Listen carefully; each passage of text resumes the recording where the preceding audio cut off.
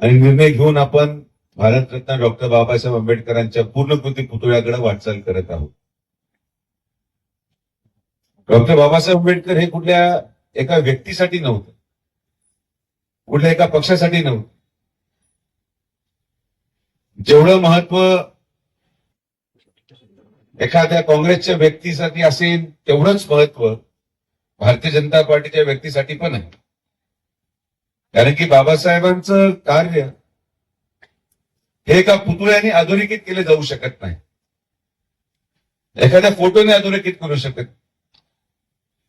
Bharat Ratna doctor Babasaheb आंबेडकरांचं कार्य हे आमच्या मनामनामध्ये आहे, आमच्या हृदयामध्ये आहे.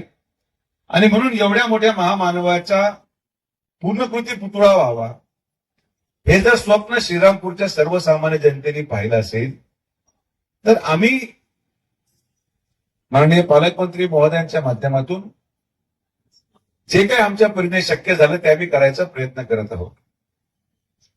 आणि मी तुम्हाला आवर्जून सांगतो की इथं पुतळा पूर्ण झाल्यावर आम्ही आमचं कुठलंही नाव देखील टाकणार नाही. आम्हाला आमचं नाव टाकायची आवश्यकताच नाही.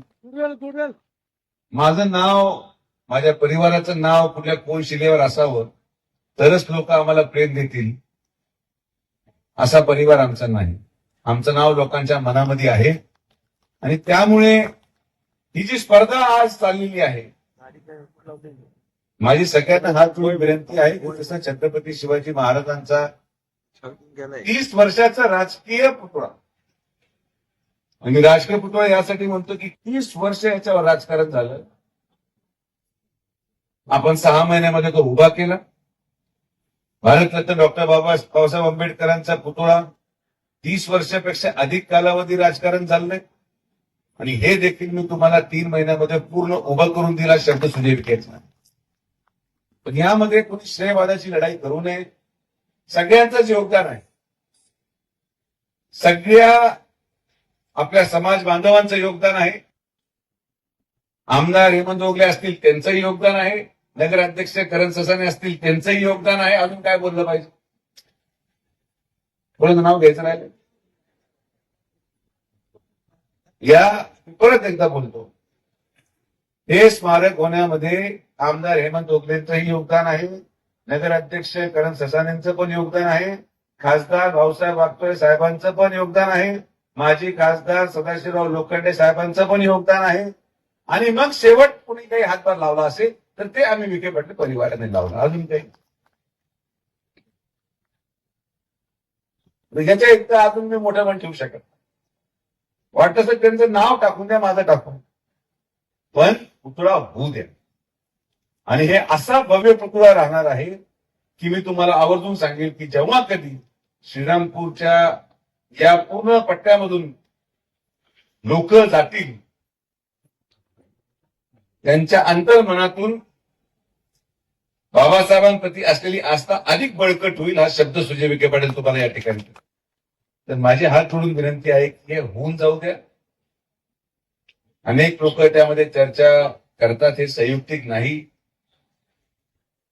निदान महामानवांना तरी राजकारणाच्या कक्षेच्या बाहेर ठेवा, एवढीच मी विनंती या ठिकाणी करतो. माननीय सुहाजी त्रिभुवन यांनी आणि आपल्या सगळ्या समितीच्या सदस्यांनी मला समाजभूषण पुरस्कार दिला. पुरस्कार हा लहान मोठा नसतो.